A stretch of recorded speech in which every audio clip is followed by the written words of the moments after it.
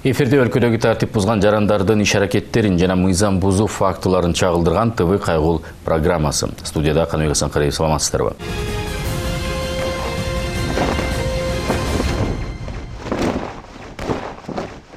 Өткөн аптадагы тартип бузган айдоочуларга бай болду. Иш учурунда баш ийбестиктер дагы катталып, айрымдары жоопкерчиликтен качуу үчүн коркутууга дагы барып жатты.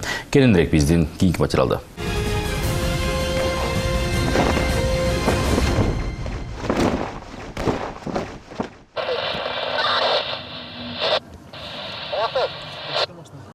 Булунаны тартип сакчылар номуру жасалма же жокпу деп текшерүүгө токтотушкан. Анан документтерин текшерүү учурунда номуру өзүнүкү. Тактаганда айдоочулукту үйрөткөн мектептики болуп чыкты. Бирок унаа башкарып бараткан жарандын айдоочулук көлүгү жанында жок экен.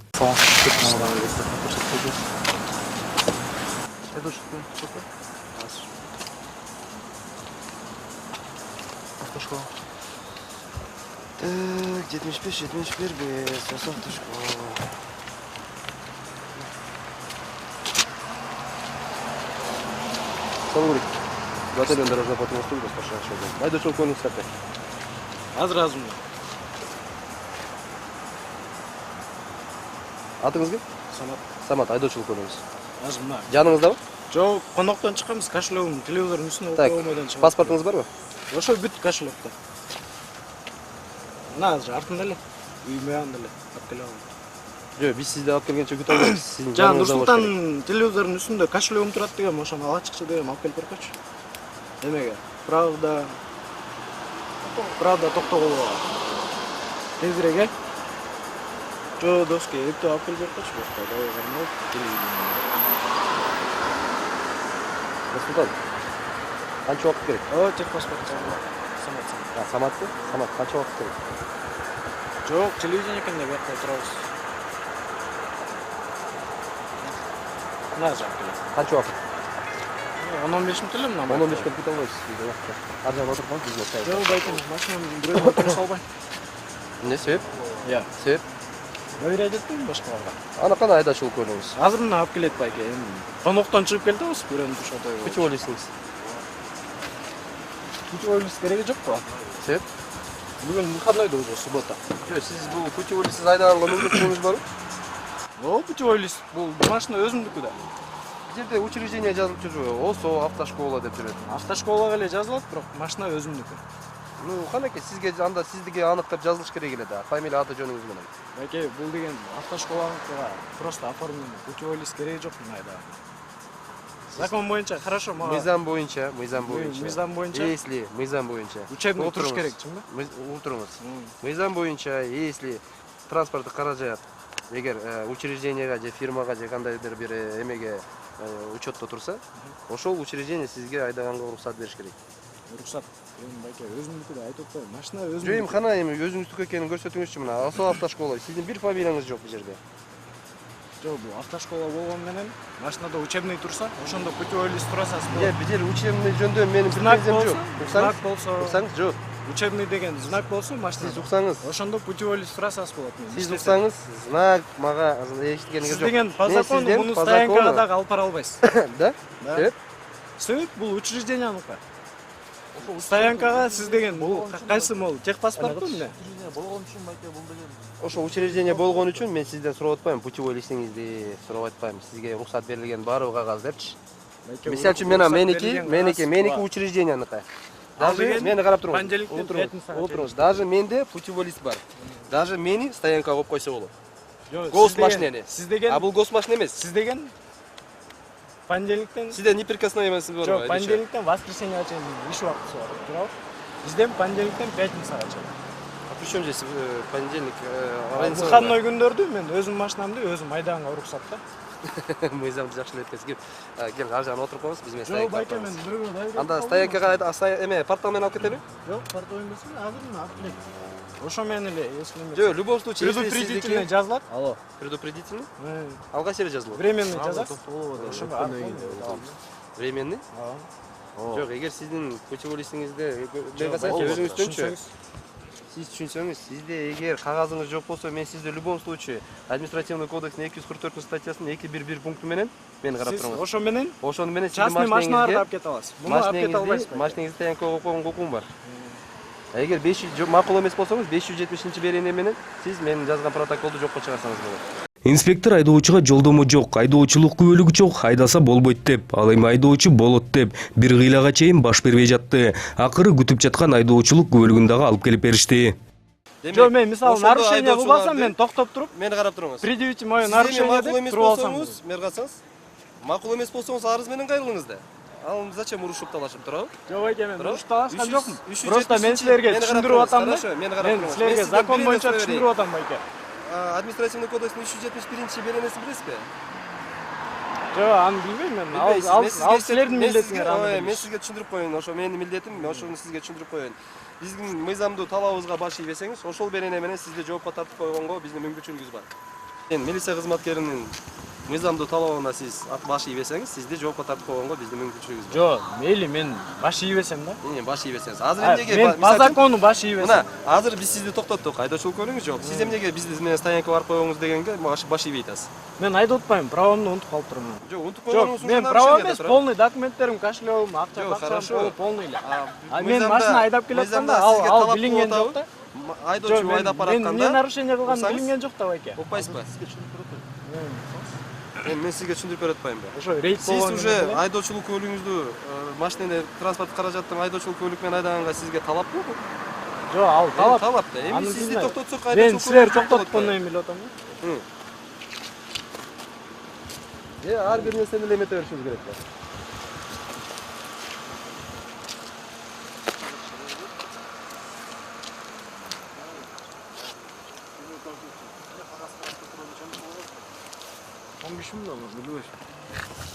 Кандай бакшы?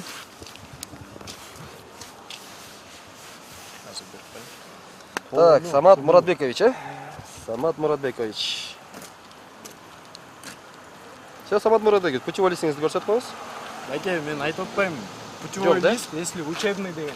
Жок, сиз мени карап туруңузчу. Сиз өзүңүз мыйзам ойлоп таппай эле коюңуз. Мени карап туруңуз. Мен сизге дагы бир жолу айтайын. Мен аны Мен сизге талап кылып атам. Путевой листиңизди көрсөтүңүз деп. Жокпу? Путевой листиңиз жокпу? Вообще талап кылган жокмун. Путевой листиңиз жокпу? Ал закондон Мени карап туруңуз.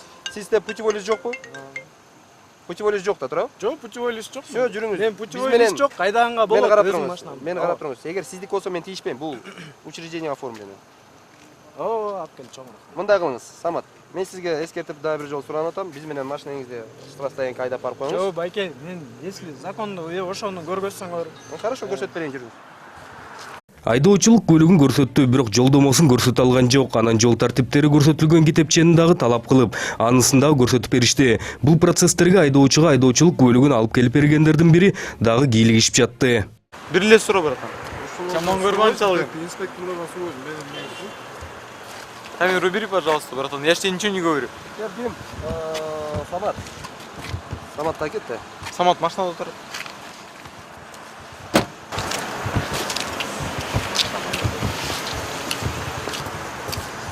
Самат. Окуйсузбу же окуп берейинби? Окуп бериңиз. Штрафстоянка боюнча иштеп. Жок, мен сизге көрсөтүп атам, мынакей. Мени карап туруңуз. В установленных случаях путевой лист деп турабы? Путевой лист деп турат. Эми карап туруңуз.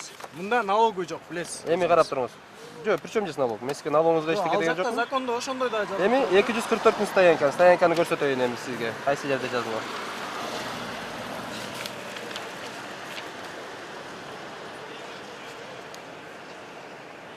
Мынакей. 240 статьяны окуп чыгыңыз. Кандай дейсиз? Временный право жазып берсеңиз. Временный эмес, сизди штрафстоянкага коюп тургузам да. Эмнеге? Ошондой предусмотрено. Жок, бuyakta андай жок да закон байкеси. Мага ошону көргөзүңүз. Мен сизге көрсөтүп берип атпаймынбы? Жок, мына управление Мындай, водителем, не имеющих при себе Мындай. документов, Ким, Самат? предусмотренных ПДД, Самат. штраф 500 сом дейт. Мындай. Мен сизге түшүндүрүп берейин. Бул жакта тем более байке. Бул эме жазылган эмес, Эми ал мындай. штрафчы. Мындай. Ал штраф, Самат. ал штраф. Самат. Байке, мен түшүнүп атам. Мени карап туруңуз, Самат. Мындай спор көп эле Мени болгон. карап туруңуз, Самат. Мен ошончо Эгер ошончо Сиз жанагындай. отурсаңыз, эгер сиз макул эмес болсоңуз 570 берененин Жок, ошону негизинде ачыңыз анда. мен сизге айтып атам. Мен сизге айтып атам. 570 берененин негизинде сиз мен жазган протоколду жокко чыгарсаңыз болот. Адвокаттын услугасы менен колдонсаңыз болот. Мен сизге Жок, түшүндүрүп берип аткан. ал адвокаттын услугасын Тилин- колдонуп, сизге түшүнүктүүсүзбү? башкасын алып, мен Сиз акча мыйзамга баш коротушум келбейт да. мыйзамга баш Мен ийсизби? уруксат. Жо мен айтып атам, мыйзамга баш эм. Анда Бирок жүрүңүз. мыйзамда бул жазылган. Мени карап туруңуз. Бул Эгер только сиз- транспорт. Мени карап туруңуз. Только Эгер сиз транспорт. ошентип Частный ойлоп атсаңыз, алып уксаңыз, ойлоп атсаңыз, сиздики деле мага айырмасы жок. Юридический лицонун транспорту элем эмне. Мени карап туруңуз. Эгер сиз макул эмес болсоңуз, азыр менин мыйзамдуу талабымды аткарып коюңуз дагы. Эгер сиз менин действиям неправомерный деп эсептесеңиз, эртең мага арыз менен кайрылыңыз. Сиз мага Хорошо? временный жазып бериңиз, мен ошо неправомерный деп. Иш кылып бир топ козгаган сүйлөшүүлөрдөн кийин унаасын айыпына жайына камабай ордунан тийиштүү протоколун толтуруп бермей болушту. Протокол толтурулуп жатканда да айдоочулук көлүк алып келип берген бала инспекторлордун ишине тоскоолдук жаратып жаткандай болду. Анан ага эскертүү иретинде унааңызга отуруңуз деп жатып, ал келген унаа дагы тартип бузуп токтоп турганына күбө болушту. Эмне болду? Эчтеке мен сизге сүйлөп элем баке. Киришпей элем. Сесть в машину. Какую машину? Ну, свою машину. Я без машины, баке. А, без машины, что Да. ли, приехали? Не, я лично без машины. А кто? Водитель этой машины кто? Субару. Сними? Быстрее, сними. А почему вы протокол? Ваши документы нужны? Атыңыз ким? Азамат, да? Азамат. А почему с нарушением стоите? Правами или документами алып келип берди эле. Я понимаю, праваңызды алып келип берсеңиз, но здесь стоит знак 327. Остановка, парковка запрещена. Притом здесь общественная остановка для общественного транспорта. Что категорически вам запрещает парковку. Водительское удостоверение можно? Так, пойдемте протокол составим, Азамат. Мынтип ордунан жылбай, айдоочулук көлүгүн унутуп калган балага документин алып келип берген унаага дагы толтуралашталды. Ал гана эмес, анын аркасында дагы бир Lexus үлгүсүндөгү унаа токтоп калып, ага дагы толтурулду.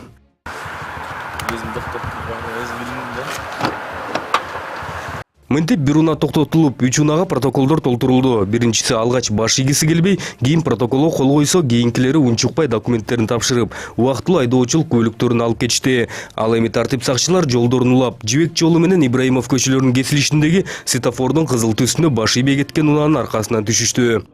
Зона бастаган оператор келди.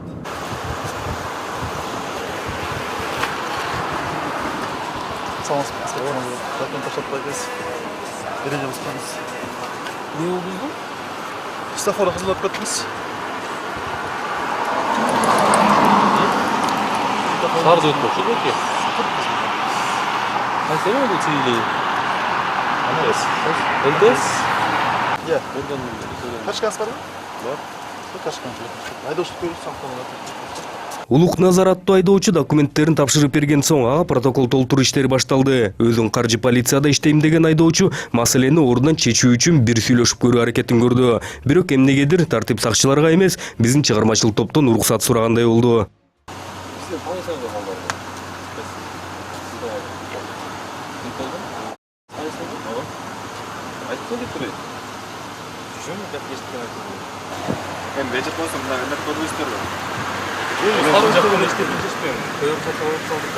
Сары эме болуп калды да. Негизинен тартылган эмеге жок, тартпай дейишти. Отур кандай бир тартаган, личный жашоо керек деген го. Личный жашооңуз болсо, общественный порядок бузган чыгат деп атам. Сиздин үйүңүздө барган жокпун. Общественный порядок кандай болот? Жок да? Жок. Полициялар Yok, sottошо турганыбыз эме жалпыңыз тартпаган эме жок да, эч проблема да. Мантилде асызлап керек болду да. Өзүм айтам. Улук Назар аттуу каржы полициясында иштейм деген жигит акыры аны токтотуп, протокол толтуруп жаткан тартип сакчыларды коркуткандай болду. Силерди дагы көрөбүз деп бир эмес, 2 жолу айтып барып токтоду.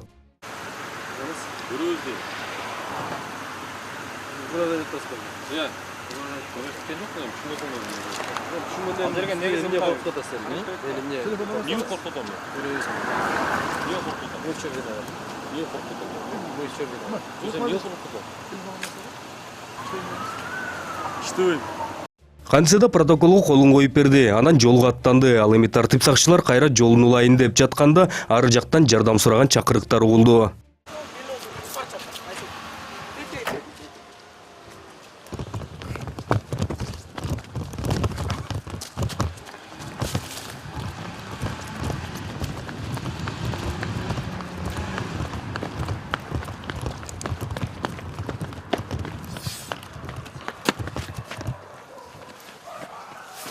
Ушул? Не oldu?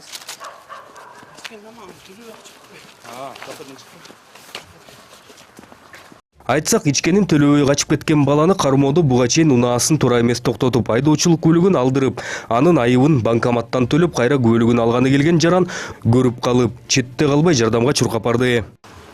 Атың ким? Ия. Ой, Торомат. Торобой. Кайсы жерден эмне болду? Азия футтан. Азия футтан? Içip dur, tamam içip dur. Benim bir demke son var. Kaçıktı. Эме кылчы кем? Жүзекеге чалчы. Найрат. Жиберсин. Досторуң кайда? Досым жоқ болчу. Жок беле? Üçe oldu. Hana berk balın eşti toplanan. An men tanış kömerim. Эмне болду эч талкалады же? Түртү ишти мени колго чапты, монсу чапты мени. Еще камера бар бизде, эслемесеңер. Акчаны жичип алып нормально отуруштур бана. Мен сменде эмне келесиңер ошол, силер ким эмесе ошол келбейсиңерби? Ачык болчумун. Ичо. Мен айттым силерге акчаңарды төлөп туруп ичкиле дедим. Жоо. А эмне дедиңер силер? Сөктүңөрбү акчатып болушунча? Силер сөккөн жок. Жаңдагы кайсы бала мени кол көтөргөн? Сен чаптың турабы мени? Мен силер Еще чапкан сен жок. чапкан жокмун деп айттым. Мен силер чапкан жок. Мен азыр бүт барын штаб салып, могу Азыр. кетпесин деп. Азыр эмет бересиздер. Мен сени алып кеттим. Алгана эмес 3 бала отуруп, тамактанып, анан четинен 3 тарапты көздөй качышкан экен. Качып баратып, ашкананын кызматкерлеринин айтымында эшигин талкалап, ал эми эсепти жазып берген кагазына акчанын ордуна шылдыңдагансып кат жазып кетишкен экен. Көпкө күттүрбөй анан чакыртылган мобилдик батальон дагы келди.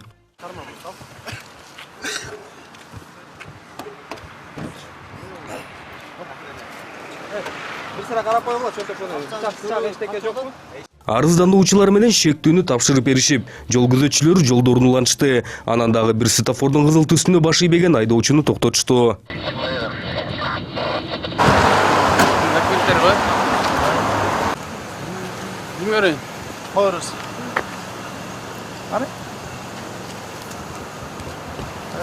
Сени куттук. Иә. Паспорт барбы? Паспорт жок, сүрөт бар көрдүм. Бул унаанын айдоочулук көлүгү убактылуу болуп чыгып, экинчи ирет тартип бузгандыгы үчүн унаасы айыпына токтотуучу жайына камалмай болду. Ичкери кирип протокол толтурушуп, ага айдоочусу колун коюп, анан гана кетти.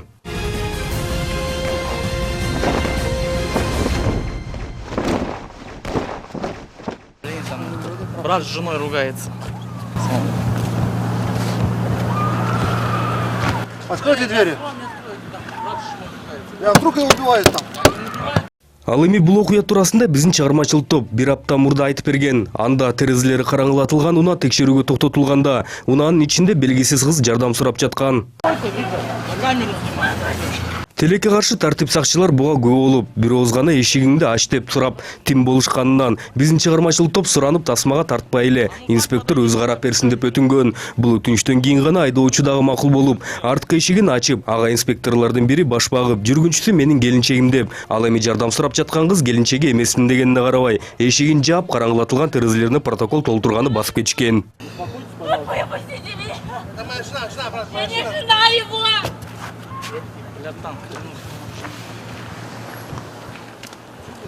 Мындан кийин ичиндеги кыз дагы унчукпай тынч отуруп калган. Милиция чара көрбөгөндөн кийин деппи, мындан ары тынч отурган. Тартип сакчылар болсо протоколдорун толтуруп бүткөн соң, же ичиндеги кыз менен баарлашпай, же караңгылатылган терезелерин тазалабай, айдоочуну кой берип гана тим болушкан.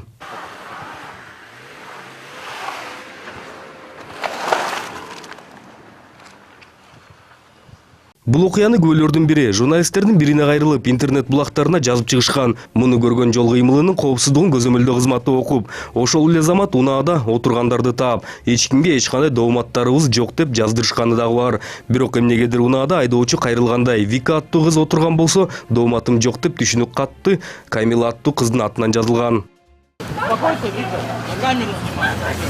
Андан көп өтпөй унаанын аркасында отурган Тимур аттуу жигит окуянын чоо жайын, ошол эле жол кыймылынын коопсуздугун көзөмөлдөө кызматынын өкүлдөрүнө борбор аянтына туруп алып айтып бергени чыккан. Бирок анда эмнегедир биздин чыгармачылык топту алар тынчып отурганын кесип салган деп айткан.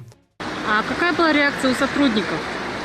Сотрудники полностью открывали, смотрели, почему ТВ-КГУ не показал всю версию, только показал, когда кричали, стучали. Мы там стояли где-то минут 20-30.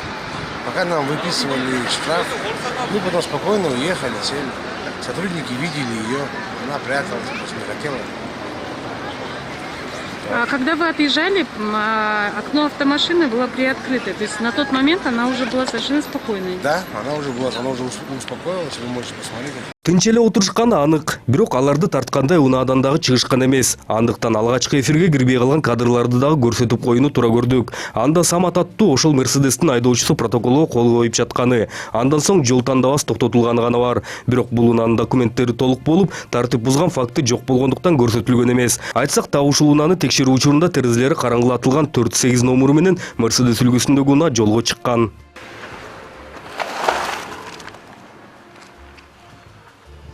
Ошол эле түшүнүк катын жазып, анан борбор аянтта туруп алып, чоо жайын айтып берген Тимур аттуу жигит окуя болгондон кийин биздин редакцияга дагы эфирдин алдында келип кеткен. Бул кезигүүнү албетте эфирге берүүнүн ал убакта кажети жок болчу. Бирок калыстыгы үчүн жана алгыс чындап эле протокол толтуруу маалында жана караңгылатылган терезелери менен кетип жатканда дагы тынч отурганын далилдөө үчүн диктофонго жазылган сүйлөшүүнү толугу менен берип коюуну туура көрдүк. Да, вы ко мне, да? Да, слушаю. Мен зарядка кыласың негизичи. Мерседес, помните, я был там женой. А, вы сзади были? Да. А он же сказал, что не жена. Не жена, а любовница, как есть. Ну да, я понял. Ага. Не, я живу с ней, да. Жена не просто не живу. Ну, я читал объяснительные, которые вы написали, оказывается, да, в ГОБДД, да, писали? Да, я сегодня утром, кажется, ГОБДД как раз опровержение давали по поводу статьи, которая вышла на вечерке или где. Да. Ну, я вот друг, да, ваш, не знаю, сказал ему, что у нас есть и что мы будем показывать. Он же рассказал, да, вы рассказали? Да, ну там реально, говорит, лиц ничего не видно все равно. Так что ты можешь не переживать, что-то. А вот эти крики, она же там кричала. Ну, это есть. Но во время почти всей съемки она там кричала же. Била стекло еще. Ну, насчет этого ничего не сможем делать. Ну, мы по факту дадим. Там на самом деле очень грубую ошибку допустили гаишники. Мы должны это показать, как все это происходило, почему они бездействовали. Ну, почему бездействовали, они потом будут отвечать. Сейчас-то они опровержение дали, что как будто там все нормально было. А на самом деле не так было. Не, ну она целая, там, она как вчера пришли, убедились. Я просто вчера думал, как ее искать. Ну, переживаешь же все равно. Я как бы себя даже немножко винил за это. Может, надо было самому открыть, там посмотреть. Да, нам же не позволили подходить, поэтому со стороны снимали. Нет, там серьезно, там сомнения есть. Даже он же говорит, мы со стороны снимали, там ни лиц, ничего не видно все равно.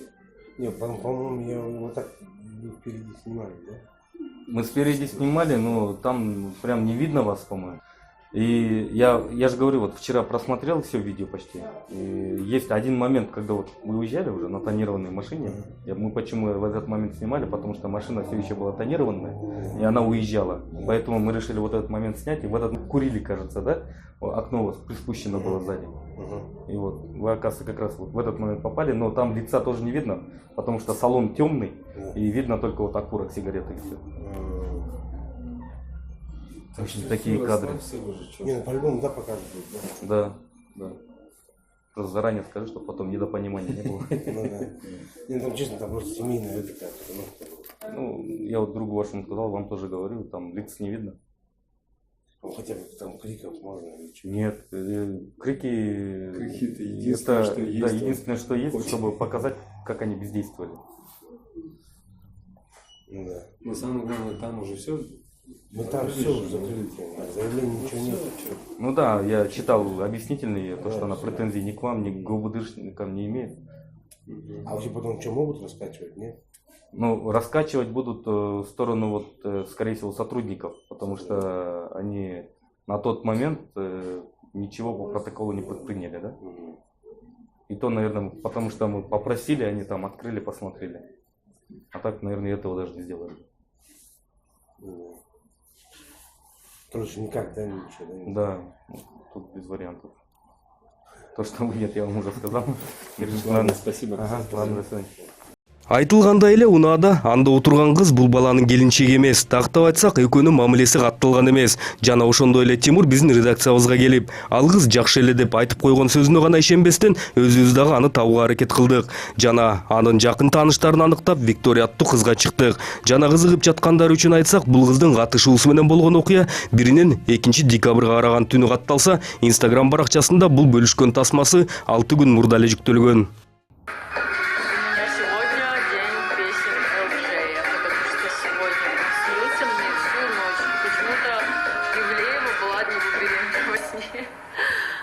Виктория аттуу кыздын өзү менен баарлашууга тилекке каршы мүмкүнчүлүк боло элек. Жумушуна чейин барып, ал күнү чыга элек экенине күбө болуп, кесиптеши менен гана сүйлөшө алганбыз. Ал эми так ушул Виктория ошондо унаанын ичинде жардам сурап тартип сакчыларга кайрылганы жана учурда дени сактыгы ал гана эмес, расмий келинчеги болбой, бирок Тимур менен мамиле түзүп жатканын тастыктап, аны жакындан тааныгандар айтып беришкен. Ал гана эмес, так ушул Виктория дооматым жок деп түшүнүк кат жазып, бирок өздүгүн жашыруу максатында Камила деп жазганын айтып беришти. Албетте да чочун кыздын аты менен жазылса, эмнеге тартип сакчылар өздүгүн такташкан эмес деген. Же атайын билип туруп өзгөртүлсө, анысы эмнеге түшүнүк катында көрсөтүлгөн эмес деген суроолор азырынча жоопсуз. Учурда Ички иштер министрлиги дагы өздүк териштирүүсүн жүргүзүп, анысын жыйынтыктап, Виктория жардам сурап жатканда кош көңүл кылган 2 инспекторду ээлеген кызматтарынан бошотуп, алардын бир катар жетекчилерине сөгүштөр жарыяланган. Ал эми биздин чыгармачылык топ туурасында кеп кылсак, эгер кемчиликтер кетсе, ал үчүн өзүбүз дагы жооп берүүгө даярбыз. Анткени коомдо азыр кандай пикир жаралбасын, бул окуяны жашырып койсок, камера жокто мындай дагы канча окуя болуп кетери белгисиз эле.